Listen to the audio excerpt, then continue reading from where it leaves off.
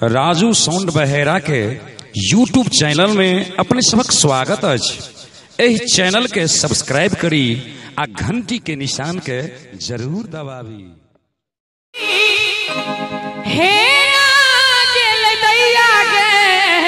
दुर्जो बाजार खचुआ के मच्छरों ने मकाटल छे कि यही खैया झुलनी हेरा गेले दैया के।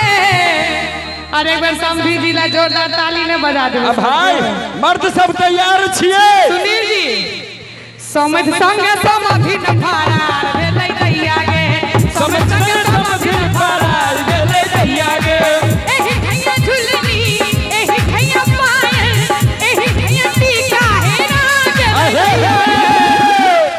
अब भाई जते ठाम के मर्द छी समझ के गायर देवे के वास्ते एक बार दुनू हाथ में उठा के ताली के संग समझ संग समाधि न फरार भेलै दैया के। समझ संग समाधि न फरार भेलै दैया के।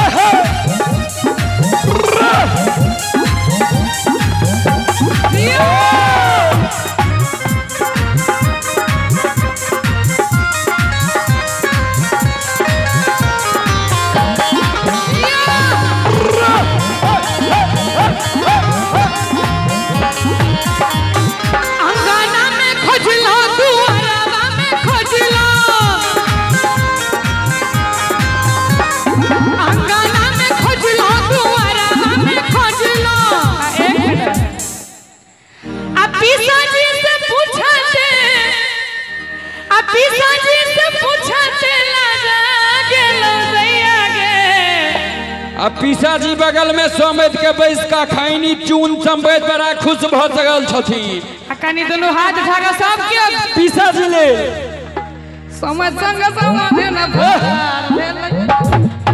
समझ संग समाधि न फरार भेलै दैया के। समझ संग समाधि न फरार भेलै दैया के। आब हिनका पर आबी नवका नवका बियाह भेल छै ने। हिनकर कन्या हिनका की कहे छै कनी ध्यान से सुन। गुडुओ जी के कन्या हिनका से लगैया परा गेलखिन हैं।